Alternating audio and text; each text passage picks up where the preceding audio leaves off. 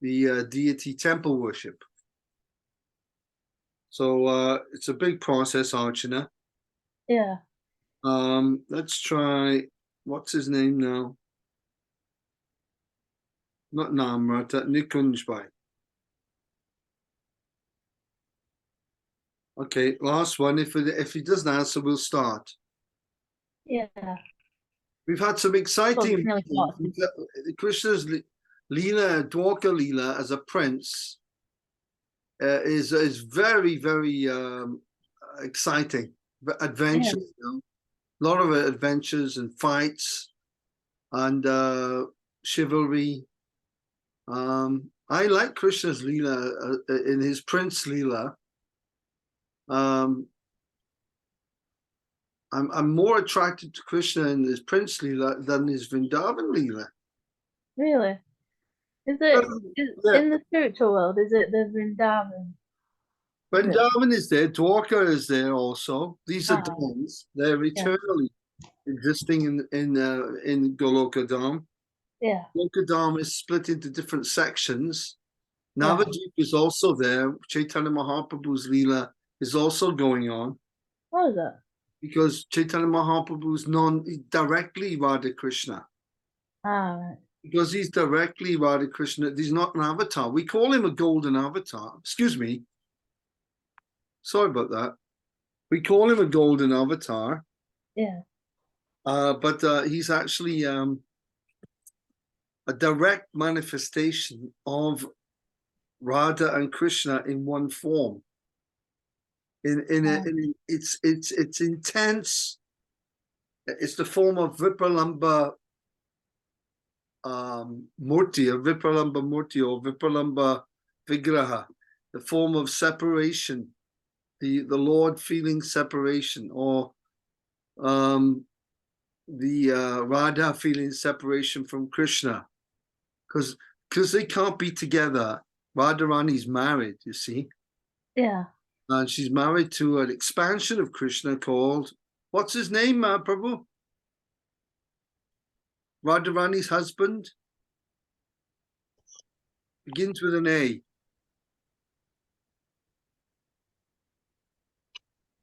Oh.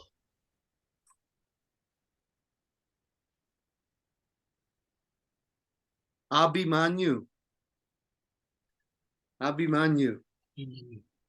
So because she's married to Abhimanyu, and Abhimanyu's mother, Jatila, she keeps an eye out all the time. She's got goggles looking for Krishna. No, where's that rascal Krishna coming around after Radharani? But Abhimanyu himself is also Krishna. He's an expansion of Krishna.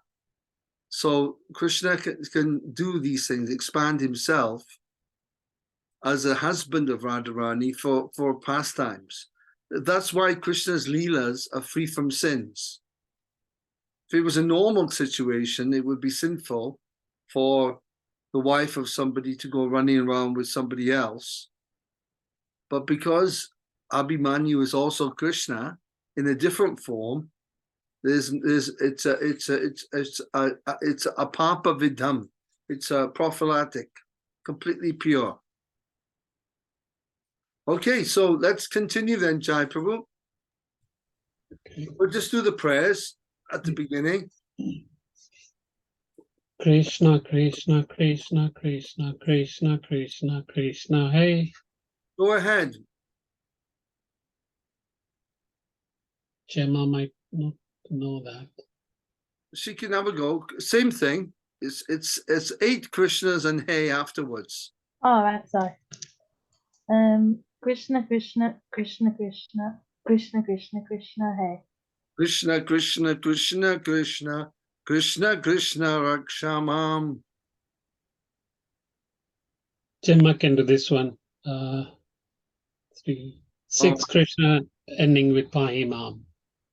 Krishna, Krishna, Krishna, Krishna, Krishna, Krishna, Pahimam. Rama Raga, Rama Raga, Rama Raga, Rakshamam. Krishna Keshava, Krishna Keshava, Krishna Keshava, Pahimam. Now, who knows the meaning of Keshava? No, No? no. Every lady should know the meaning of Keshava because It's your hair. it's the hair. Kesh means hair, Mm. and Keshava means one who has perfect hair. Oh, Krishna never has a bad hair day. no. I have bad hair days with my shika. It comes undone. Forever tying it, you know. Yeah. I tie it in the morning, and then somehow or another it dries and it gets loose. Oh, and then I'm tying it. It's a real pain. Anyway, Jai, you carry on, and we'll follow you. Okay. My dear Lord, although the forces of the senses, the mental power of thinking, willing and feeling, and the strength, movement, and growth of the body appear to be performed by different movements of the arts, of the airs within the body, they are all ultimately manifestations of your energy. The vast expanse of outer space rests in you. The vibration of sky, its thunder, the supreme sound, Omkara, and the arrangement of different words to distinguish one thing from another, all symbolic representation of you.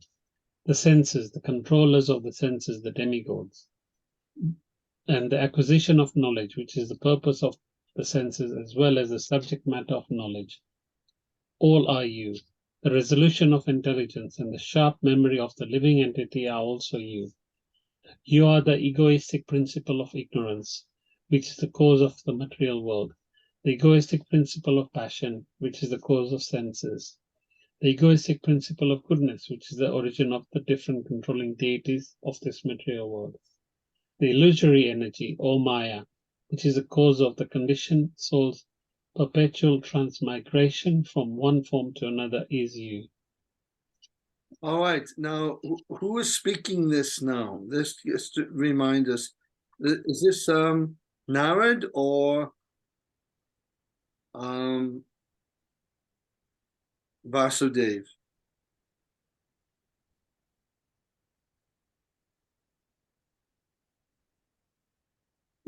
Yeah, Vasudev is speaking. Krishna's father is speaking here, and he's explaining the absolute nature of Krishna, how Krishna is the senses, he's the object of the senses, he's this material cosmic manifestation. He is the just a minute. Just a moment. Let me go back there to find it again.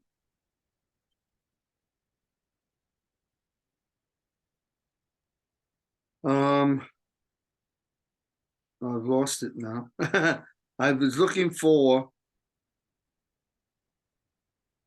who it was. Now, one, let's go to the chapter. My dear Krishna, although that's what it started with, isn't it?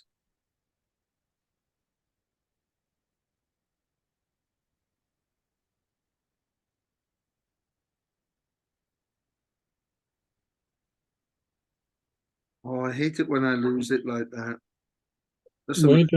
What are you trying to find out? I'm trying to find where we started again. Spiritual instructions, blah blah blah blah. Start off, it is a Vedic custom that the junior members of the family should offer respect to the elders every morning. You said, my dear Lord, although the forces of the senses, the mental power of thinking, that's what you did. There you go. And then you got to, is one form is you, my dear Supreme Personality of God. That's the next one, isn't it? Yeah, that's the next one. Go ahead then. Go ahead, Gemma, with that one. All right.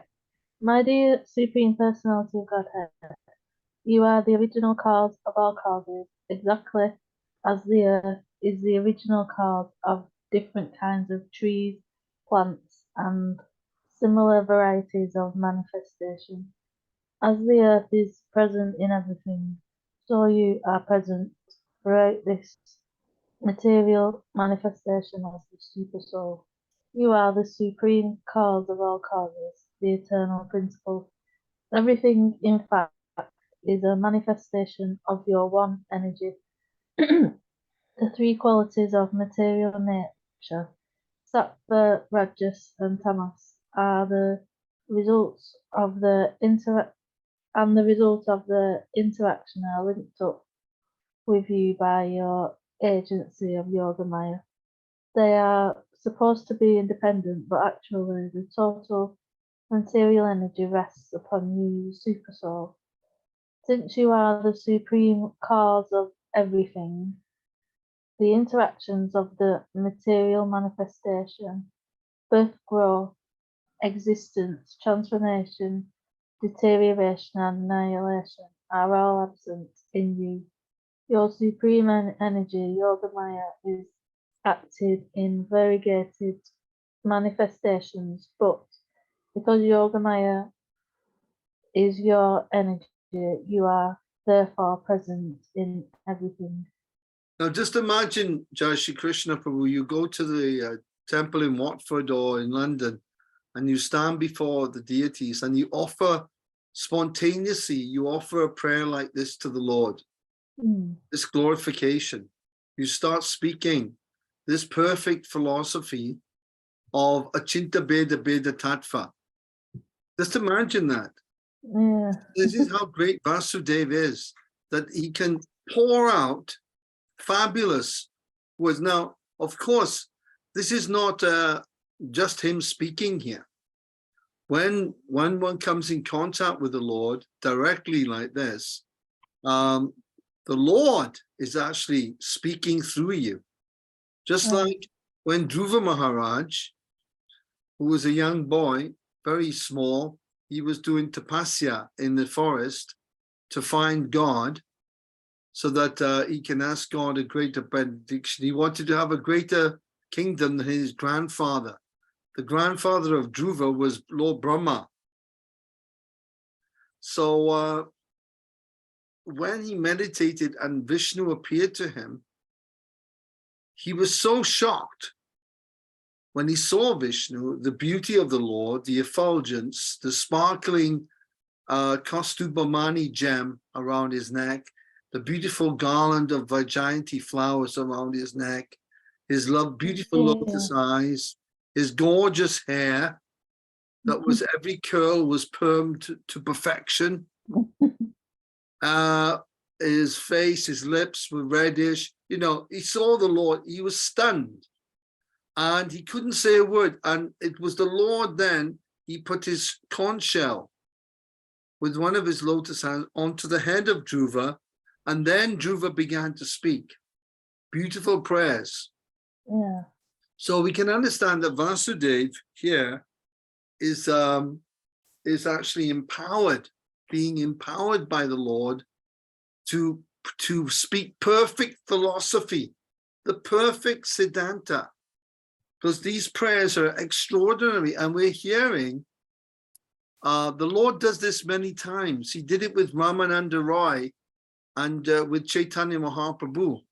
Chaitanya Mahaprabhu was asking Ramananda Roy questions, and Ramananda Roy was answering the questions, but Ramananda Roy understood that he wasn't actually speaking. When the Lord Chaitanya was asking him different questions on the perfection, what is the perfection of life? What is the perfection of our activities? And then he said, well, to follow Varnashram Dharma. And then he quoted the Vishnu Purana, and then he quoted other Shastras. And then ultimately, he came to Prema Pumarta Mahan, to developing love of Godhead into perfection. Ramananda Roy said, actually, he said, you are speaking. He said, you are answering, you are asking the questions, and you are answering them and using me as a puppet. He said, I know what you're doing. So the Lord does this very often. So we're hearing actually, when Krishna book, we're hearing the Lord speaking through his devotees here. This is the extraordinary quality. And there's a statement in Bhagavad Gita, chapter 7, text 19. Write it down. Bhagavad Gita, chapter 7, text 19, the third line of the shloka. Hope she's going to get a pen. chapter 7, text 19. Oh, Archana's here. Hare Krishna, Archana. We were missing you terribly. Hare Krishna. Sorry, I didn't realize the time. This is Samji. We were missing you. We were hurrying. Where is she? Where? Sorry. Kaham, Archana. Sorry, Prabhuji. I'm here now. Yeah. So we just read 2 paragraphs. We've kept it nice and slow. We're just talking about in Bhagavad Gita 7:19, 3rd line. Krishna says there to Arjuna, Vasudeva Sarvam Iti. Vasudeva Sarvam Iti. Those who know that I am everything. I am the material nature, I'm the spiritual nature, I am your body. I am actually you. We are Krishna is also us in the sense that we are part of him. We are not, it's not possible to separate us from him. The Vibhinangsha, the living entity, the conscious soul, or the conscious, what we call Vibhinangsha or Jivatma, is also Krishna. Is a tiny particle of Krishna. So there's only Krishna. And then in Krishna consciousness, it's just a matter of removing layers of ignorance bit by bit through sadhana, through coming to the meetings like Krishna conscious meetings like this, hearing about Krishna in association with devotees is very powerful. And I'm hearing from the Guru, Sri Guru, either in person or through his books. Those layers of ignorance are removed, and then finally we're left, understanding and realizing everything is Krishna. Then there's no fear. When we realize everything is Krishna, then fear, which is born out of ignorance, Oma Jnana Timirandasya. Then that fear is also dissipated, like fog is dissipated by the sunlight. Fog is very fearful when you're on a motorway, driving down and there's heavy fog. Anytime, or a ship at sea, it's worse. If you're out at sea and you're a ship, ships can bang into each other, they can sink each other. That's why they have these big fog horns. And it's very dangerous fog. And that's why London was considered a very frightening place because of the smog. It wasn't just fog. It was, you know what smog is? No. Right, Jai Shri Krishna Prabhu, smog? What you get in Delhi, pollution? Yeah, it's fog and smoke together.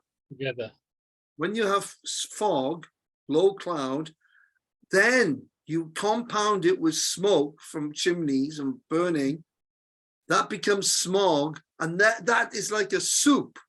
It's like a thick soup of mist. So it's very fearful. You can't see in front of you. So therefore fear, we become fearful. Okay, so let's ask Archana to look at, I think it's the 6th chapter, paragraph down, in the Bhagavad Gita. Okay, Hare Krishna. Thank you. Hare Krishna. In the Bhagavad Gita, this fact is very nicely explained in the 9th chapter, wherein the Lord says, in my impersonal form, I'm spread all over the material energy. Everything is resting in me, but I am not there. This very statement is also given by Vasudeva. To say that the Lord is not present everywhere means that he is aloof from everything, although his energy is acting everywhere. Excuse me. This can be understood by a crude example. In a big establishment, the energy or the organization of the purpose boss is working in every nook and corner of the business, but that does not mean the original proprietor is present there. Although in the department, in the presence of the proprietor is felt by the workers. The physical presence of the, I don't know if I'm pronouncing right, proprietor in every department is formality only. Actually, this energy is working everywhere. Similarly, the omnipresence of the Supreme Personality of God is felt in the action of his energies. Therefore, the philosophy of inconceivable simultaneous oneness with and difference from the Supreme Lord is confirmed everywhere. The Lord is one, but his energies are diverse. Yeah, this is a Chinta Beda Beda Tattva, the philosophy of Chaitanya Mahaprabhu. The shloka the Prabhupada is talking about here is chapter 9, text number 4. Who can find Bhagavad Gita chapter 9, text number 4? Famous shloka. It's very deep philosophy of Achinta Beda Beda Tattva that Krishna mentions. Maya tatam idam sarvam jagad avyakta murtina matstani sarvabhutani mayatist vavashtitam. Maya tatam idam sarvam. Anyone got it? Yeah. Got it? Yeah. Me to read the translation? Go ahead, Prabhu. By me is my unmanifested form. This entire universe is pervaded. All beings are in me, but I'm not in them. Yes, this is the Lord explaining that he has a vyakt form, a manifested form, where he reveals his eternal sarup, and then he has an unmanifested form as well, which is in the form of this material nature, where we can't see him, but he is present here even in the atom.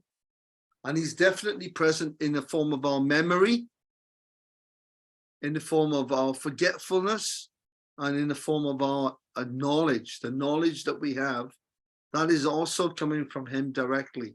Whatever it is, material knowledge. When Krishna says in Bhagavad Gita 15:15, Sarvasya Chaham Hridisana, he's not just saying, oh, the spiritual knowledge is coming from me. He says, I'm seated in everyone's heart, and from me comes remembrance, forgetfulness, knowledge. So knowledge itself, even if it's avidya, even if it's speculative knowledge, that is also him as well. So pure knowledge, vidya, which is passed down through the parampara, coming from the spiritual world, or avidya in the form of speculative knowledge, which is a form of ignorance. That is also Krishna. Krishna is also ignorance. It said that ignorance is the backside of God. Front side, smiling face, nice hairdo, nice lips, eyes to die for, perfect face, perfect form, beautiful long arms. This is the front side of the Lord is vidya. The back side of the Lord is avidya, ignorance. So ignorance is also the Lord. So on the higher levels, one realizes Krishna in everything.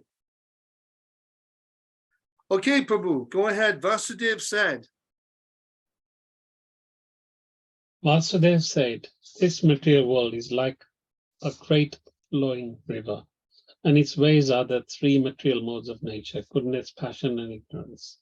This material body, as well as the senses, the faculties of thinking, feeling, and willing, and the stages of distress, happiness, attachment, and lust, all are different products of these three qualities of nature.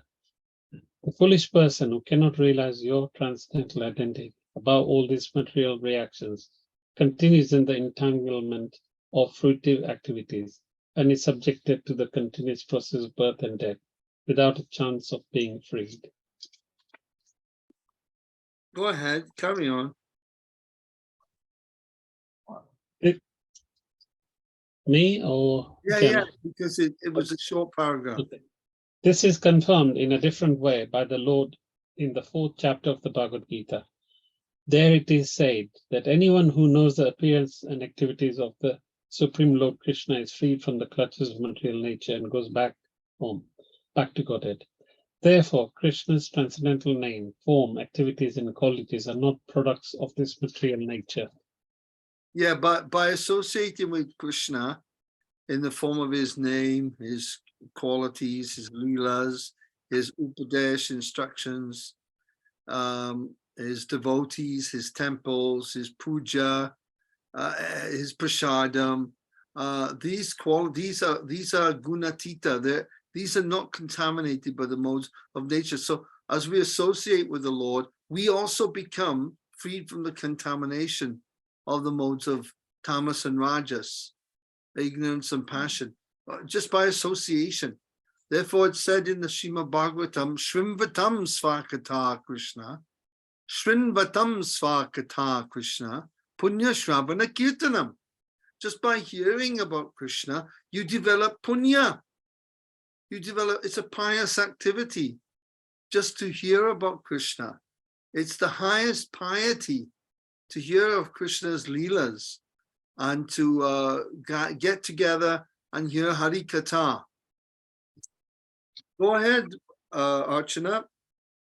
Prabhuji, can I ask you something? Yeah. I know you are much closer to Krishna, or you do a lot than I do. Do you feel that what you just said now, away from all contamination and all other stuff that you just said, do you feel? What's the noise there? Is it in your house? Is it the dog? Is it is the cat attacking Mansu? It's my grown-up children, so I'm sorry. Oh, that's okay. That's okay. Yeah. Well, you know, the thing is that as we just progress day by day, Krishna, he sees, look, this person's sticking with me through thick and thin. This person has every reason to reject me. This is what Krishna likes. When Krishna has practiced his leelas here, he gave the gopis every reason to reject him. He gave them every reason to hate him, because he promised them when he left from Mathura with Krura, he said, I'm definitely coming back. This is where this statement comes from. I'll be back. It's originally coming from Krishna. I'll be back, Krishna said. But he let them down. Therefore, for the rest of their life, they were simply crying. It said that the gopis, they were simply crying for Krishna. But then he gave them a false hope. This rascal Krishna gave them false hope. He said, don't worry, I'm coming to Kurukshetra. I'm coming to Kurukshetra soon. I'll see you there, guys. So when he turns up at Kurukshetra, he's not Krishna Vrindavan now, with a nice murli and simple clothing. He comes as a big prince, and a chariot, elephants, an army, and the Brajbasis, all their hope is gone. Oh, Krishna, you've done it again. You know, you've let us down. What's this? We don't like you like this, Krishna. You know, you're a prince. Royalty, you know, Kshatriya. We are simple people. We are not royal people. We're not intellectuals and royalty and dressing with big puggaries and a lot of jewelry and, you know, earring, kundali and all these things. So Krishna again lets them, but out of frustration and out of intense hopelessness, the gopis, they grab the chariot of Krishna with Balaram and Subhadra on the chariot, and they start dragging the chariot to Vrindavan. Krishna, we're taking you to Vrindavan and we're going to dress you up differently. We're going to make you back into a gopa. So this is the Rath Yatra festival. You see, and Jagannath Puri is considered non-different from Kurukshetra. And the Gundicha temple in Puri is considered non-different from Vrindavan. And that's why we have the Puri temple, Kshetradam, pulling Krishna to Gundicha, Vrindavan Dham. And but Krishna lets his devotee down in so many ways like that. But these gopis, they had every reason to reject Krishna. And this is what Krishna likes. That is purely unconditional love, you see. And when Krishna sees that you have unconditional love for him, that in other words, you have every reason to reject him, to go away. Like Prabhupada said, don't be surprised who leaves Krishna consciousness, the Krishna temples and the process of bhakti yoga. Don't be surprised who leaves. You be surprised who stays. You see? So the ones who stay with Krishna through thick and thin, they're the ones that Krishna gradually reveals himself to them. So by the process of sticking with the process and sticking with devotees, and like you didn't join the temple, you haven't lived in the ashram, no? Archana, have you ever lived in the ashram? Jai Shri Krishna Prabhu, have you had the pleasure of living in the ashram? No. Well, I can tell you now, it's no picnic. It's no picnic. When I joined the temple, I thought, oh, great, it's going to be a holiday. This is going to be great. It's going to be like, look, Archana's run away. My daughter stayed at Radhadesh for 3-4 months. Yeah, no, you can stay for a few months. I'm talking about years and years now. Yeah. When you're there, you see, after a while, you become part of the wallpaper. You become part of the furniture. And it's a different thing altogether. And then you can be mistreated, you can be abused in different ways, you can be ignored, you can be made to feel inferior. But Krishna, he's watching. How is this devotee dealing with this treatment? And when he sees the devotee is unconditional, the love is, there's no condition at all, then that devotee, he gives all the knowledge. Bang! Like that. So this is called a prakash experience. You're given knowledge. It's just flowing out of you. And this knowledge, because it's vidya, it's part of the chit shakti. It's not achit. It's not the avidya shakti of this world. It's part of actually the spiritual energy, the chit shakti. It's very blissful. Spiritual knowledge is very, very blissful. And when it's flowing through you, you feel very happy. Just like when we're reading Krishna book now. We're all feeling happy here. Isn't that right, Gemma? Yeah. Okay, so my dear Lord Vasudev continued. Go ahead, Archana.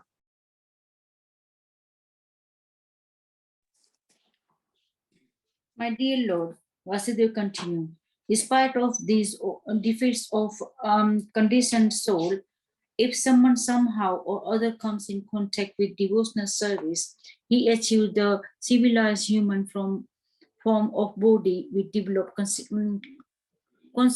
consciousness and thereby become capable of executing further progress in devotional service.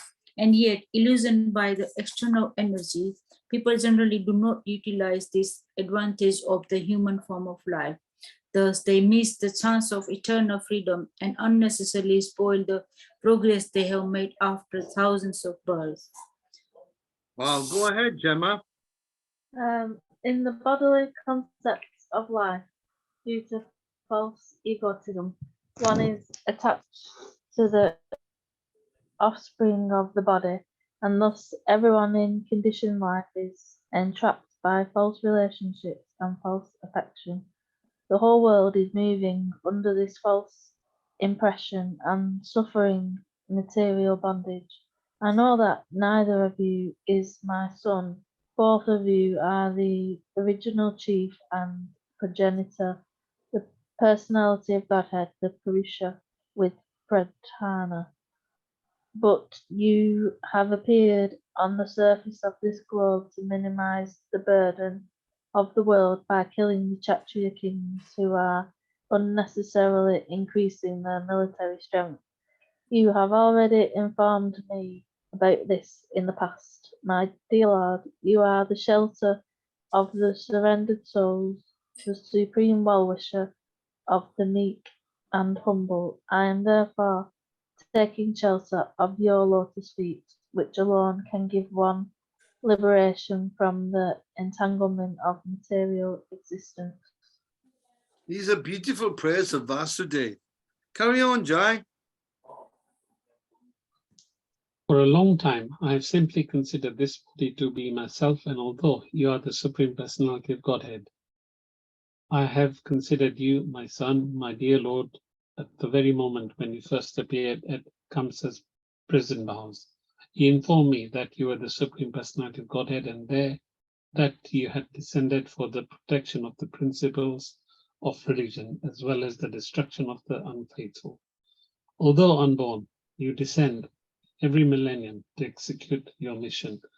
My dear Lord, as in the sky there are many forms, appearing and disappearing. You also appear in many eternal forms and then disappear. Who therefore can understand your pastimes or the mystery of your appearance and disappearance? Our only business should be to glorify your supreme greatness. Yes, there's a nice Vasudeva is saying this, and Bhishma Dev said the same thing on the battlefield of Kurukshetra when Bhishma had been pierced by the arrows of Shakuni, not Shakuni, Shikandi. Arjuna was fighting with Bhishma, and he was hiding behind Shikandi. Bhishma wouldn't fight with Shikandi because he knew that in previous life Shikandi was one of the wives of Vichitavirya called Ambika or Amba. There was Amba, Ambika, and Ambalika, three sisters that Bhishma had kidnapped to marry Vichitavirya, who is the father of Pandu. This is the history of the Mahabharata going back a little bit now. So Bhishma wouldn't fight. See, so in the end, Bhishma was pierced by so many arrows. He was lying on a bed of arrows. And then Krishna came, Narad came, Yudhishthira came, many great sages, they came, and they were hearing from Bhishma Dev, speaking to Yudhishthira. And Narad was speaking. It was a great sangha, satsang. Now just imagine you go to someone's house. You say we all go down to Crawley, to Jai Shri Krishna Prabhu's house there, and we all go in the house to have a satsang, kirtan. And lying in the middle of the room with arrows through his body is Jai Shri Krishna Prabhu there. He's lying there like that, you see. And he's speaking great knowledge. We'd all be amazed. Wouldn't it be a fact, Archana? And we'd be thinking, gosh, doesn't it hurt him? Isn't he feeling any pain? Because Bhishma was a Kshatriya. Kshatriyas, they didn't feel pain. Their mindset was they were so much in Rajagun that they could transcend even pain. This was exhibited by Karna. When Karna was given knowledge of Dhanurveda by Parashuram. Parashuram wanted to rest, and he was the guru of Karna. And of course, he was resting, and he put his head on his lap, and Karna was giving him a little massage, and he was resting, and one very nasty insect came and bit into the leg of Karna, and the blood was coming, and Karna was tolerating this pain. And as soon as Parashuram woke, he saw this insect had gone deep into his leg, and he understood, only a Kshatriya can tolerate this type of pain. Only because Kshatriyas, they're considered in the pure mode of passion, Rajagun. And if we met a real Kshatriya, we would be quite amazed. It's not an ordinary thing to be a Kshatriya. There are no Kshatriyas in Kali Yuga. You know, we see people in army, they're dressed up in the army uniforms. They're not Kshatriyas. They haven't got the Kshatriya qualities. They haven't got them. The Kshatriyas and Brahmins are not present in Kali Yuga. It said, Kalo Shudra Sambhava. Kalo Shudra Sam. Can we all say that together? Kalo Hello, Shudra Udra, Sambhava. Sambhava. Everyone is born Sambhava. Everyone is in Kali Yuga is full of the qualities of Shudra. And therefore, we're always lamenting, we're always worried. Shudra means we're worrying, we're lamenting, we're thinking, negative. Shudras are very negative. It's a negative quality. We're all like this in Kali Yuga. We beat ourselves up. Excuse me, I'm just going to beat myself up. That's better. I'm happy now after I've beaten myself up. So this is Kali Yuga. So this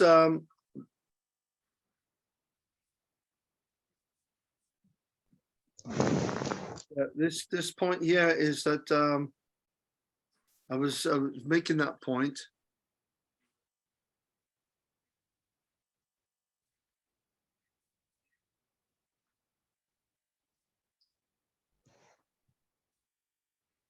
Initially,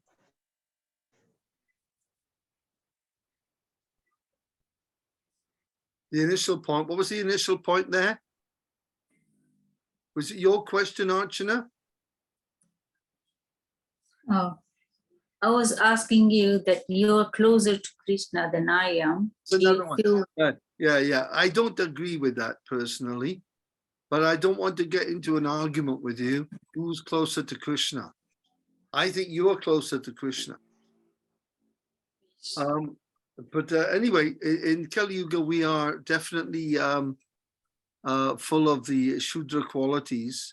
We may be a Brahmin, but we're Shudra Brahmins. We may be a Kshatriya, but we're Shudra Kshatriya. The Shudra quality is prominent everywhere in Kali Yuga. And one of the strong manifestations of a Shudra is that they cannot tell the truth. They will always tell lies, or they bend the truth, or they compromise. They always compromise things. There's no vala, there's no, they will not speak the truth perfectly, you see. This is quality of Kali Yuga. Okay, so look, we've come to the end of our session. Archana came in for a short time, look. I'm sorry. No, it's okay. Where do we start in next? What's the next part? For a long time. Or for a long time? Let's end on this paragraph then. Jai, you carry on, Prabhu. Okay. No, we've done that. Have we done for a long time? Vasudeva was addressing his divine son. Yeah. We start there. Yeah. When Vasudeva was addressing his divine sons in that way, Lord Krishna and Balaram were smiling because they are very affectionate to their devotees. They accepted all the appreciation of Vasudeva with a kindly, smiling attitude. Krishna then confirmed all of Vasudeva's statements as follows. My dear father, whatever you may say, we are, after all, your sons. What you have said about us is certainly a higher philosophical understanding of spiritual knowledge. I accept it in toto, without exception. Yeah, you have looked at that contradiction there. Krishna knows what he's saying is true, what Vasudeva is saying is, but still, Krishna enjoys being the son of Vasudeva. So in other words, the person, even philosophy may be there. Philosophy, to some extent, can be impersonal, you see. It can still be a little bit impersonal, philosophy. So even above philosophy is the love for Krishna, above that. And the gopis were the perfect ones to show this. But they didn't speak high philosophy, gopis. They simply loved Krishna unconditionally. And that's the mood of Chaitanya Mahaprabhu. This is this mood of the Sankirtan movement. We're not Gyanis, we're Bhaktas. We're Bhaktas. So we'll start off, Vasudeva was in complete perfection, in the complete perfection of life. Yes, we'll start off there next week then. Thank you. Thank you, Prabhuji. Sorry about joining late today, but I'll try my best next time. You. And I'm coming to Brighton now on Friday. Oh, nice. Been invited down there, and we're doing a lecture, and we're doing a slideshow and music. I will do music as I will always do, and we're doing a special program on the distances to God. How every religion, including atheism and Buddhism, they're all ultimately distances away from God. You have God up close, and then God at further away as Father. Say God as a Father, and then God as something that you cannot know. Nobody's seen him. There's religions that proclaim that God can never come here. You'll never see him. He's indescribable. Like this, he's too pure for us to understand. This is another concept in another religion. And then they keep God at far distance away. And people are comfortable with that. And it depends what people are comfortable with. They like that, and therefore they're attracted to different religious beliefs based on distance, how far they want to be away from God. So that's the slide. I'm just making the slideshow now, actually. I'm in the process of putting the slides together for it. Would you be able to share it afterward? Huh? Would you be able to share it afterward, after you present it? You have to pay a lot of money. No, of course we'll share it. We'll go through it about one evening. I'll show you how it all works out, and you know how we say I'm a Muslim, I'm a Hindu, I'm a Christian, I'm an atheist, I'm a Buddhist, I'm a Jew. It's all, I'm a Sikh. It all just depends on how far you want to be from God, and then you give yourself a name. So instead of being caught up with I'm this, that, and the other, it's this, I want to be this far from God. You see, the furthest you can be away from God is saying that God doesn't exist. So there's atheism and the philosophy of the Big Bang philosophy. So that's in the slideshow as well. Sounds very good, Prabhuji. Yeah, I'm developing it for this program on they asked me to speak on something interesting. So I said, okay, we'll talk about this subject, and I'll make a slideshow for them. And we'll take our projector and the, what is that? What that other thing? I've got the screen. We've got a screen here in the projector, and then we'll show it to them down there. And then on Sunday, I'm in South London at the Stanley Halls somewhere in Beulah Hill in South London. They're celebrating the 35th anniversary of the opening of the South London Temple. And I opened it myself, actually. Oh, wow. 35 years ago. But Krishna kicked me out. I opened it, and then he said, oh, get lost. So they've invited me there to do some kirtans at the end of the program for the last hour. And then they want me to come on the Sunday to the program as well. So we got a weekend in South London, and Brighton. And of course, in between Brighton and South London, guess what's there? Jai Shri Krishna's house is there. Can stop by. We'll be very tempted to drop by with your mum's cooking. Please do. Hare Krishna. Hare Krishna. Hare Thanks for coming, Krishna. Gemma. Thanks for coming, Gemma. Well done. Oh, Thanks, for having Gemma. me. Nice meeting you. Hare Krishna. Nice meeting Hare you. Krishna. See you next Gemma week. is from Chorley in Lancashire. And Gemma's been coming to the temple for many, many years now. Okay, Hare Krishna. Thank you. Hare Krishna. Thank you. Bye. Thank you very much. Bye. Bye.